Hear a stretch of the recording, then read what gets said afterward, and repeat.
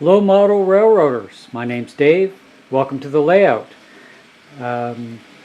This video I want to talk about my choice in building modularly. Now I believe I'd mentioned before that my choice was kind of forced upon me, that the fact that apart from trying to get lumber through the ground level window and angled in, there's no real way I can make full dimensional lumber benchwork bolted to the wall. So I made the decision to go modular, and the fact that as the last layout that I had to pull down, I was just starting to get the scenery worked on, and having to move to rip it all down, I didn't really want to go through that again. I wanted to keep my time and effort and material cost as well maintained if for whatever reason I had to move, or I passed the layout on to another individual somewhere in the future, that they could not have to rip it down to individual boards and pull all the track up and everything else. So I decided to go modularly. So getting into it, I decided on 2-foot depth.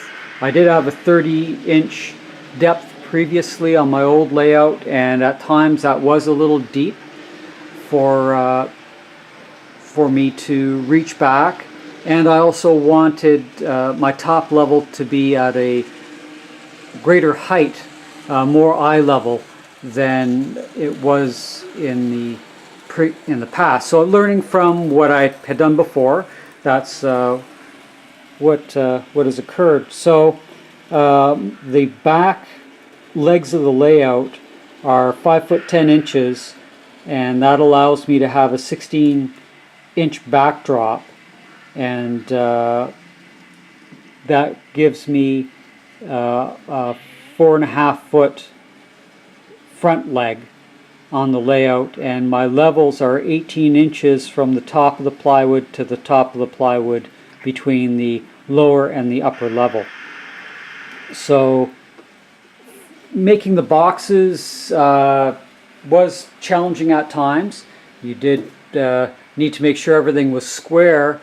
The secondary challenges are on the 1x4s on the ends when everything is bolted together. And I'm going to see if we can get up under here. I use 3 carriage bolts to hold everything together, so you're very dependent when getting everything level. It takes a lot of futzing to join the pieces together as level as possible, but you can still get a bit of a hump at the joint. And well, I didn't I didn't spend a whole lot of time trying to get them dead level. It's just the way it is, and then the legs themselves are just screwed in.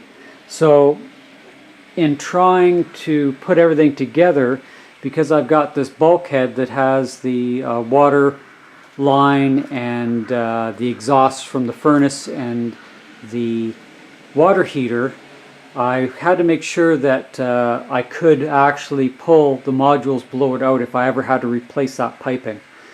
So all the modules have 2 front legs, 2 back legs. I do put a support bit in the back, as we can see here, and that is strictly for fixing the backdrop in the center so that you're not bridging the full 4-foot span without support. The wiring I'll get into in a different video, but the only downside is the trying to get everything lined up. Once you've got the holes drilled and the carriage bolts in, it essentially goes back together the same way. I've labeled all of my modules and the legs so that I know which module goes what and what's back and what's front. So if I do ever have to disassemble the legs off the modules, that it's not going to be a horrendous task of putting everything back together so that all the holes line up and I'm not re-drilling fresh holes in the legs. Now the legs themselves, I'm using the Easy Lock, well that's the brand anyway, to actually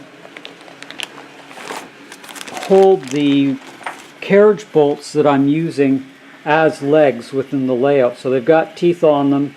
Let me just slide over here using a 7/16 drill bit, or 11mm drill bit, drilling into the bottom of the 2x2s, or 2-inch ripped down 2x4s, depending on how straight the 2x2s were at the big box store.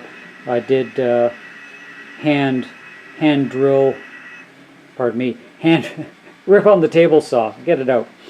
2x4s down that were a lot straighter to generate my own 2x2s. But just drilling the 7/16 hole in the middle of the 2x2 and then inserting this in.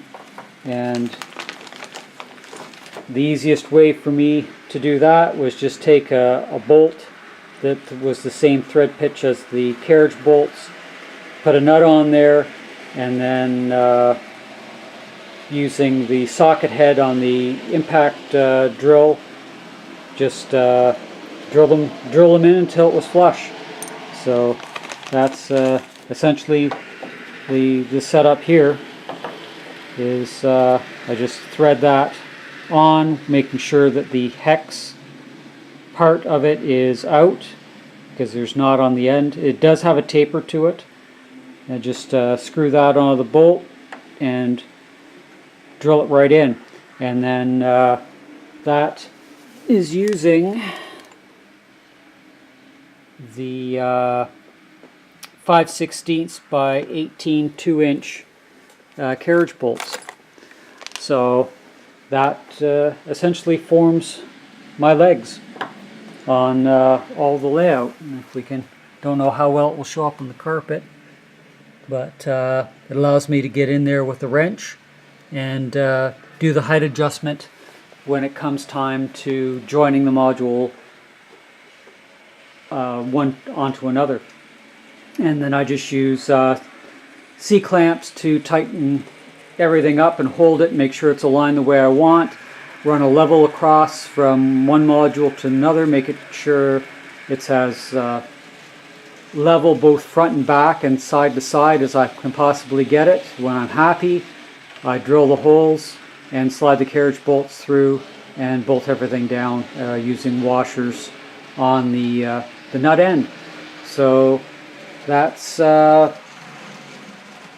pretty much how I did that. I believe I'm using 1/2-inch plywood, good one side, just to eliminate most of the knots that are present. So that's about it for this video. We'll catch you on the next one. Bye for now.